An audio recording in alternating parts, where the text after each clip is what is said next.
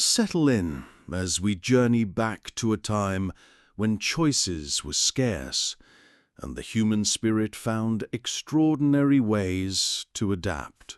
You are not yourself today. You are someone else. A woman in the market square of a Yorkshire town in early spring of 1830. The cobblestones beneath your feet remain glazed with morning frost, and smoke clings low to the earth, mingling with the scents of hay, livestock, and sweat. Around your neck, a coarse brown dump rope is tied tightly like a halter. Your husband holds the other end, determined, but not angry or drunk, as he raises his voice above the murmuring crowd. "What am I bid for this fine woman?" he calls out, and your stomach twists with a jagged, cold sensation that is not just fear, nor shame, nor even grief, but surprisingly, hope. This desperate, humiliating ceremony might just be the only way out for you. It is tempting to laugh at history when its rituals appear absurd, from powdered wigs to trial by water. Yet we often chuckle from a distance, believing we know better. But how many rituals in our own time exist only because the system has failed to provide a real answer? The Victorian practice of wife-selling was precisely one such ritual, persisting for nearly 2 centuries in a legally developed country. To understand why it happened, and why it was sometimes embraced by the very women it humiliated, we must step into a different world. This is not a world of savages or villains, but one of logic so warped that its participants believed they were doing what was necessary, moral, and even kind. It is a necessary journey, for it reveals what occurs when law, economy, and morality collapse upon each other, leaving ordinary people to confront the wreckage. In 1753, Sir William Blackstone, a towering figure in English legal history, articulated the doctrine of coverture, which became the cornerstone of British marital law for over a century. This meant that, by marriage, a woman's very legal existence was suspended, or entirely subsumed by her husband, under whose protection and cover she performed everything. She became a femme couverte, a covered woman, losing her individual identity, property, and agency in the eyes of the law. Before marriage, a woman could own land, sign contracts, and even sue, but after, her wages, inheritance, and children legally belonged to her husband. Her body was his right, and her life his burden, or not, leaving her with no legal recourse, even in cases of abuse, financial ruin, or abandonment. For the working class, divorce was an unattainable fantasy, with death often being the only relief. Before the Matrimonial Causes Act of 1857, a full divorce in England required an expensive private Act of Parliament, costing around £1,000, which translates to over £100,000 today. Even after 1857, the cost remained prohibitive, far exceeding most laborers' annual earnings. In this legal vacuum, people improvised, leading to the emergence of one of modern history's most disturbing legal fictions, the sale of a wife. This practice was not satire or symbolic.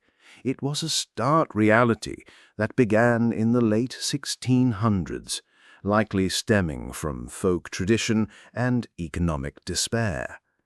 It took firm root and flourished throughout the 18th and 19th centuries, particularly in the rural and industrial regions of northern England, becoming a desperate solution where no legal one existed. At first glance, the wife sale resembled a livestock auction, a resemblance that was entirely intentional. The husband would often advertise in a local paper, then lead his wife to the market square, typically with a halter around her neck, arm or waist, a rope for the poor, a ribbon for those feigning dignity. A crowd would gather, bids would be placed, and sometimes the wife would go to the highest bidder, though often the buyer was prearranged, perhaps a lover. Occasionally, the wife herself would even demand the sale. Regardless, there was always a public transaction, always witnessed and always regarded by at least some as binding, a grotesque parody of divorce, a vulgar shadow of consent.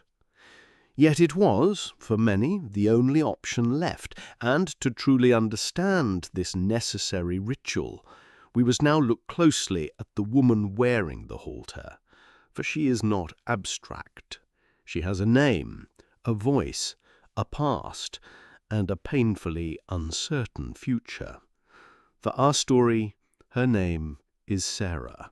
She is 28 years old, with hands rough from scrubbing and arms tired from lifting. Her dress is faded blue, mended in 5 places. She has 3 children, 2 living. Her husband is named Robert, a bricklayer, whose wages are erratic, whose temper is not. Sarah married at 17.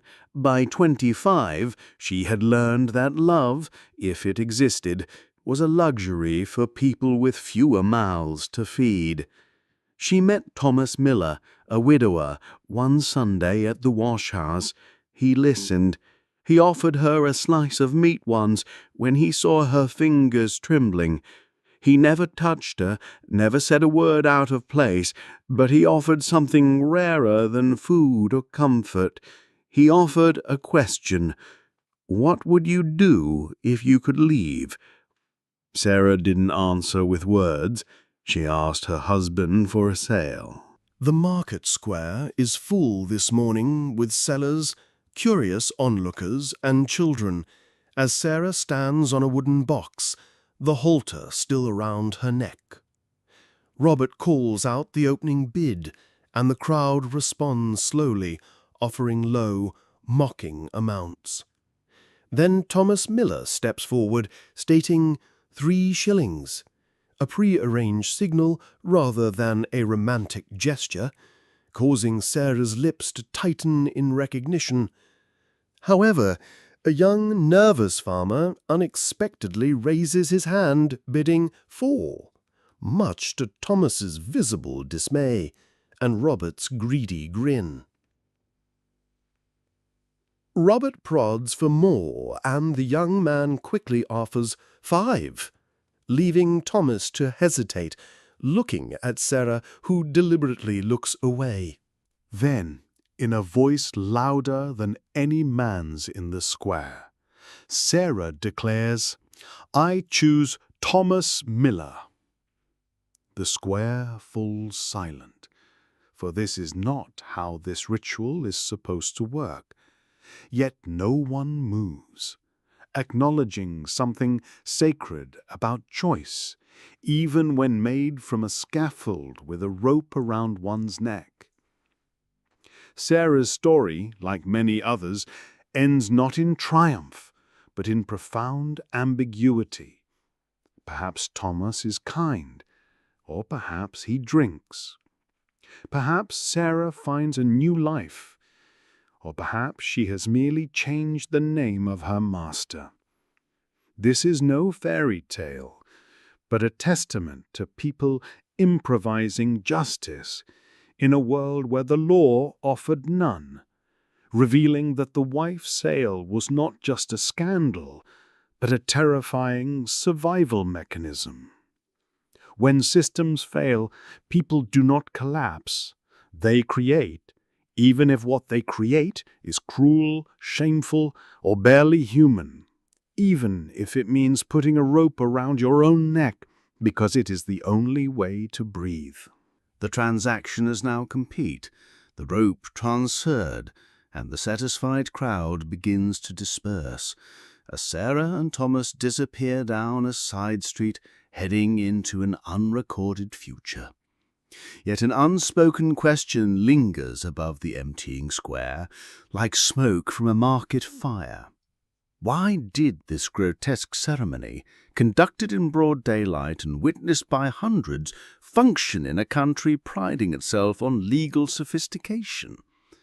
The paradox lies in its illegality, for wife-selling had no standing in formal British legal code, at best a folksy contract, at worst a public charade masking adultery and bigamy. Courts did not recognize it, Parliament did not endorse it, yet magistrates stood by. Newspapers printed announcements, clergy often looked away, and communities accepted the outcome as binding.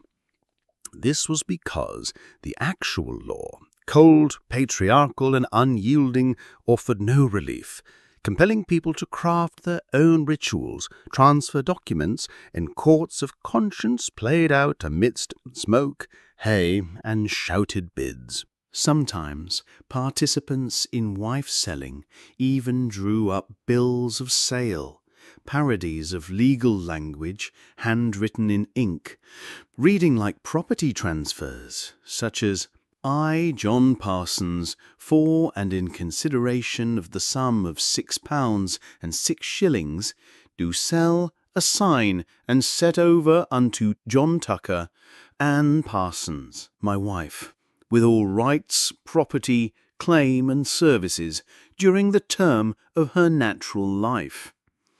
This grotesque practice was brilliant in its dark logic, with a halter serving as livery of seisin, the market square as witness, and the crowd as notary, together creating a makeshift courtroom that functioned precisely because official ones had failed. These were not private affairs. The crowd came not just to watch, but to validate, as community recognition became the only currency of legitimacy in a world where women had no legal identity and divorce was a fantasy. Public visibility was often the only protection a woman had, ensuring everyone knew who she belonged to. In many cases, the sale had already been arranged in secret. The buyer, usually a lover or suitor, would attend, bid the agreed amount, and complete the transfer.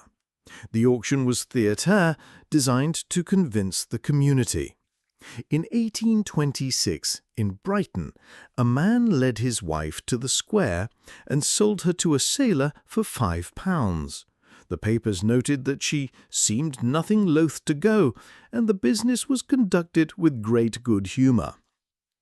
But if the ritual was breached, if the wrong man bid, or if the woman objected, things could unravel quickly. In one case from Manchester in 1824, a woman sold for 5 shillings disliked the buyer and was resold immediately for 3 shillings and a quarter ale, demonstrating her communal, if not legal, agency.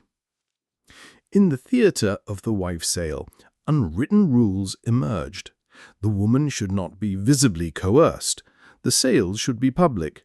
The halter must be transferred, payment witnessed, and the buyer acceptable to the crowd, for breaking these rules could turn the crowd. In 1837, a blacksmith in Halifax sold his wife for 1 shilling, bought her back, then sold her again to a married man, leading to her finding him in a pub and beating him senseless, with the newspaper ironically noting her lack of consent. This anecdote reveals a deeply human need for order beneath the brutality of wife-selling, even amidst chaos. The price of a wife varied wildly, from a few shillings or a pint of ale to as high as £100, especially if children were included, as seen in an 1865 case where a woman and 2 children were sold for £100 plus £25 per child, equivalent to over £18,000 today. Yet the money was not the true point. The real value lay in the social recognition of the transaction, making it more theatre and ritual than economics. The halter itself held significant symbolic weight, humiliating yet necessary, creating a visible moment of transfer that even illiterate witnesses could understand, and in the square, a woman's posture, tone, silence, or defiance could speak volumes, sometimes saving her, sometimes not. Imagine Mary Ann Price, a woman in Merthyr Tydfil, Wales, in 1837, amidst a collapsing economy, with a coal miner husband drinking away their shillings, sick children, and unpaid rent. She finds Lewis, a man who treats her gently and offers help, saying, "If I could take you away from this, I would." So, Mary Ann arranges for an agent to buy her on Lewis's behalf at the market. The auction proceeds smoothly, the rope is passed, and money changes hands, allowing Mary Ann to walk away not as a runaway, but as someone transferred. She was still a victim, yet also a strategist and a survivor, navigating a world that denied her every legal tool except the stage of a livestock market. The true horror of wife-selling is not its occurrence in shadows, but its acceptance in broad daylight for over 150 years, not because people were cruel, but because the alternatives were simply worse. England was not alone in its desperation. Where law is silent, poverty is loud, and tradition festers in the gaps left by failed systems. Rituals emerge, some wearing the face of religion, some the mask of property, and some a halter. As we step across borders and languages, we ask, was wife-selling unique to Victorian England, or did other civilizations disguise the same scream differently? In China, during the late Qing dynasty, impoverished rural families often sold wives to repay debts or settle disputes, with marriage brokers mediating and contracts signed with fingerprints. Wives could be temporarily pawned and widows bought by clans to bear posthumous children for dead sons. What England enacted in a public square, China buried under Confucian euphemism. Yet the wound was the same, a woman reduced to currency. In Edo period Japan, husbands could divorce their wives with a simple written note, the mikudari-han, offering more legal flexibility than England, yet only the husband could issue it. Upon divorce, a woman lost everything: children, income and status, often ending up in yukaku, licensed pleasure quarters in cities like Osaka and Edo, becoming a geisha or something else. Here, the law offered a shell of civility while society effectively swallowed her whole, mirroring the underlying vulnerability seen elsewhere. Meanwhile, in the United States, particularly in rural colonial settlements and frontier towns, wife-selling was rare but not entirely unknown. Colonial court records from Connecticut, Pennsylvania, and the Carolines document isolated cases of men transferring wives for livestock, cash, or labor debts, sometimes with bills of sale echoing English practices. However, due to deeper Puritan ethics, the shame was greater, so wife-selling often took other forms. Desertion became more common, with men simply vanishing, or women remarrying without legal clarity, risking bigamy. Communities sometimes accepted the fiction that the first husband had died, even when they knew otherwise, making the American version not a public ceremony, but a public secret. In France, while wife sales were absent, there was a keen fascination with England's practice, with French newspapers printing lurid accounts and satirical cartoons depicting John Bull leading a woman on a leash. To the French, this was proof of English hypocrisy, a nation claiming moral superiority, yet selling its women like market beef. However, France too harbored its own hypocrisies. The Napoleonic Code made divorce nearly impossible for women to initiate, and while a woman caught in adultery faced jail, a man with a mistress received a mere shrug. The methods differed, yet the underlying message remained consistent: woman as a liability, property, or a problem to be solved. As we scan the globe, we thus uncover not a singular wicked tradition in England, but a panorama of systemic failure painted in different dialects: the halter, the pawn contract, the ink-stamped divorce note, the vanished husband, or the daughter loaned for food. These are not mere customs, but compensations, makeshift answers people invent when real justice is unreachable. And when enough people invent the same answer, it becomes what we call tradition. Let us now move closer, standing among the crowd, not as Sarah, the seller, or the buyer, but as the others who watched and remembered. In 1860, in a North Yorkshire village, a witness named Arthur Money recorded what he termed the fine old custom, observing an elderly man sell his considerably younger wife for 18 pence. Despite the buyer's uncertainty, the crowd assured him, "A fair deal, the halter makes it binding."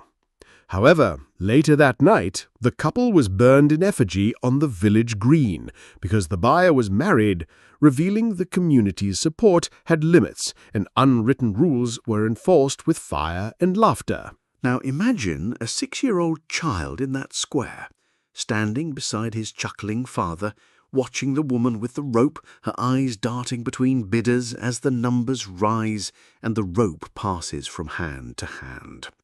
He does not understand it yet, but later, when he sees his mother cry behind the curtain, witnesses the bruises on her shoulder, and hears the word divorce spoken in hushed tones, he will remember the auction.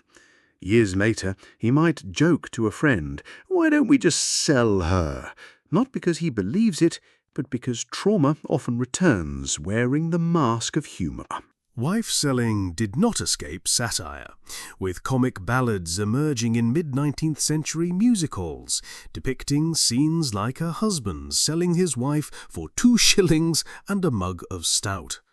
Audiences roared, not out of approval, but because laughter made the unbearable survivable, as the poor often survive injustice through jokes. Behind every parody lies a truth too heavy to bear raw, a reality even the satirical songs acknowledged. There is something eerie about witnessing a community regulate a ritual the law refuses to touch, transforming the crowd into a judge. If a woman visibly resisted or screamed, the auction might be halted. If the husband sold her to an abuser, he might be pelted with fruit.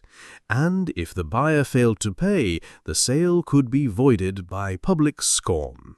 This was not chaos, but a parallel justice system, unwritten yet enforced by collective expectation.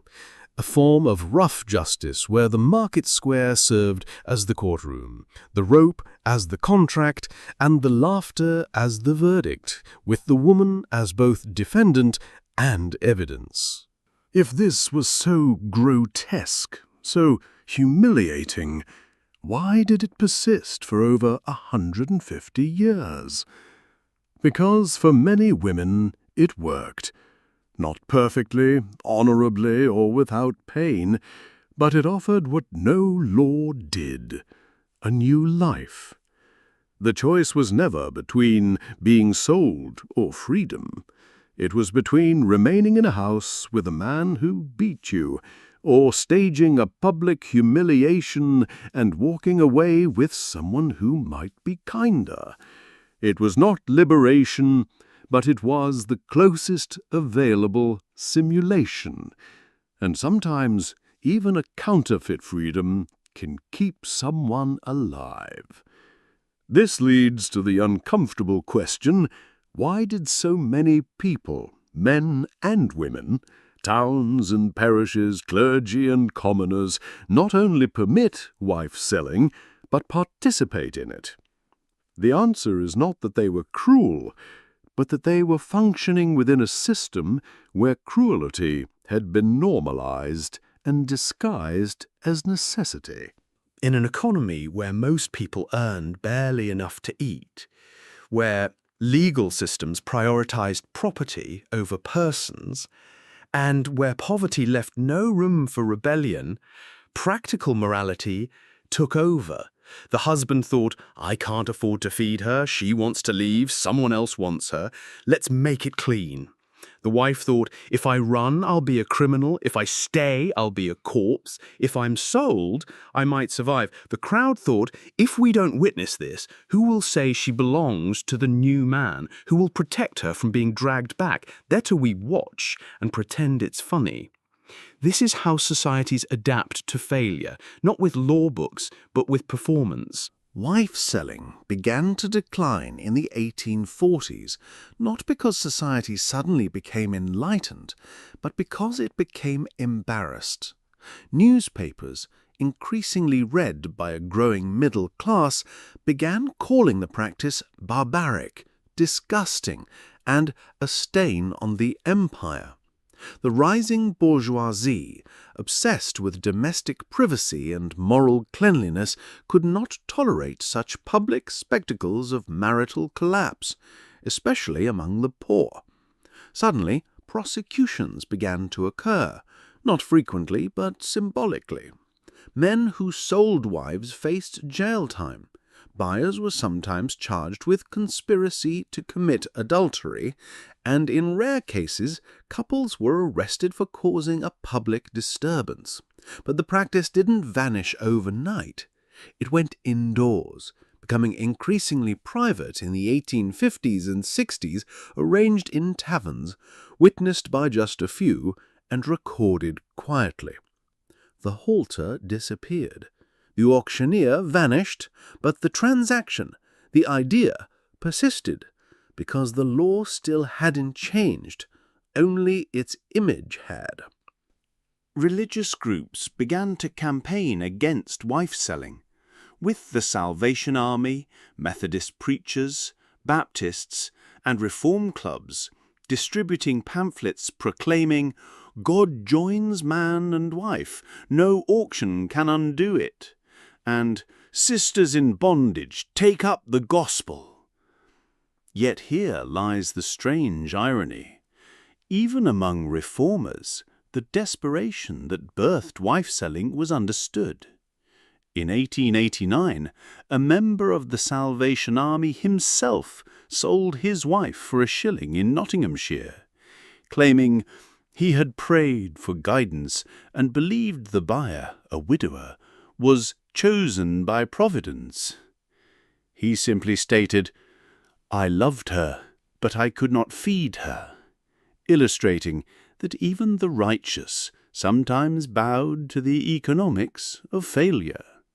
Let us return now, one last time, to Sarah. The rope is gone, the crowd has dispersed, and Thomas Miller leads her down a quiet lane, past stalls of bread and hay, toward a life they have not yet imagined. Perhaps he is kind, perhaps he drinks, perhaps Sarah finds peace, or perhaps she learns that changing masters is not the same as becoming free. Because even though the rope is off, its mark remains in lore, in memory, in the gaze of the crowds that saw her body traded.